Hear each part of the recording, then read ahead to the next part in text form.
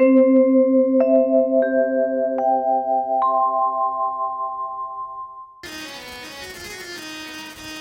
श्रीमद् भागवत के मंगलाचरण में कोई आकार को नाम नहीं लिया। क्यों? बोले एक आकार को नाम लेते तो दूसरे आकार को बहिष्कार हो जाता। सत्यम परम धीमहि की जगह अगर व्यास जी यहां कहते कृष्णम परम धीमहि, तो राम जी के अनन्य भक्त कहते भैया ये तो कन्हैया को ग्रंथ है।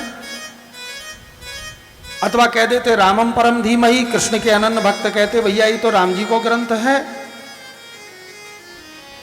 शंभोम परम धीमहि सब लोग बोलते तो भोले बाबा को ग्रंथ है। शक्तिम पराम धीमहि सब बोलते तो देवी मैया को ग्रंथ है। ये हमारे ना राम को नाम लियो, ना कृष्ण को नाम लियो, न शंकर को नाम लियो, न शक्ति को देवी को नाम लियो। क्या कही? बोले सत्यम परम धीमहि। हमारे प्रभु श्री कृष्ण के और राम के सभी अवतार सत्य हैं। अभिन्न निमित्तोपादान कारणम, सिया राममय सब जग। भगवान के अवतार समस्त सत्य हैं। तो वो भगवान जो संसार को बना रहे हैं, चला रहे हैं, संहार कर रहे हैं, वो भगवान परम सत्य हैं। ये भगवान के जन्माद्यस्य की मंगलाचरण की जो वेदांत व्याख्या है महाराज बहुत क्लिष्ट है। दक्षिण भारत के श्रीपाद भास्कराचार्य जी महाराज ने ये जन्माद्यस्य के ऊपर 101 अर्थ किए।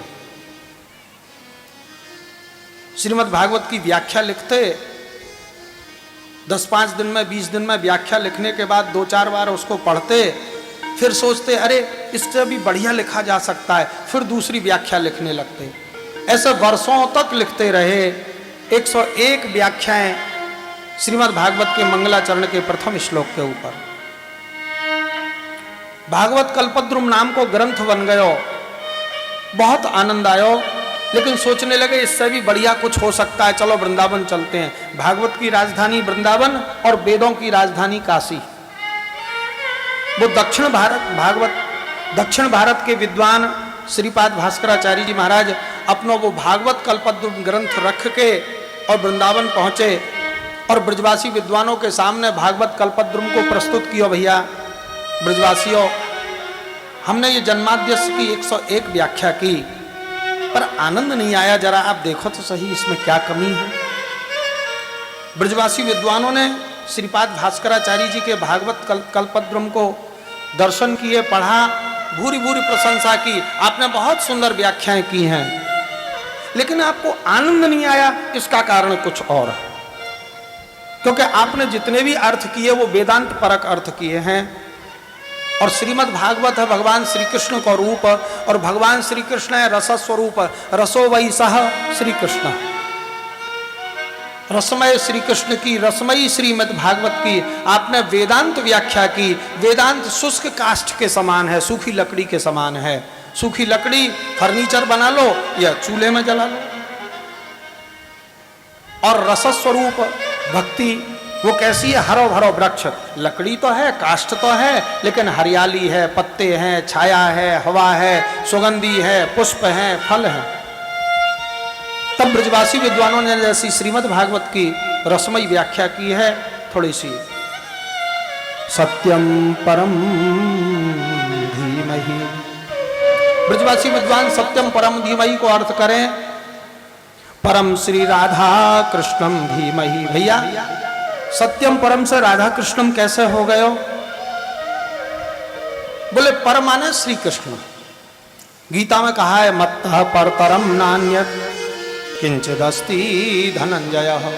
पर माने श्री कृष्ण, तो परा माने श्री राधा रानी। परम च परा च द्वंद्वैक समास हो गयो, तो सत्यम परम को हो गयो श्री राधा कृष्णम धीमहि। हम सब राधा कृष्ण को ध्यान करें, हम श्री सीताराम जी को ध्यान करें। तो भैया ये राधा कृष्ण और ये सीताराम ये हैं कैसे? बोले जन्माद्यस्य यतः। यतः माने याभ्याम, जिनके द्वारा संसार में आदि रस, प्रेम रस, भक्ति रस को प्राकट्य भयो।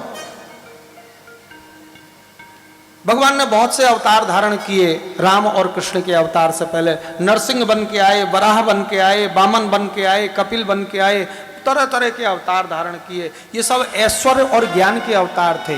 इनके सामने हाथ जोड़ कर दूर खड़े खड़े प्रार्थना करते रहे, पास में नहीं गए डर के मारे।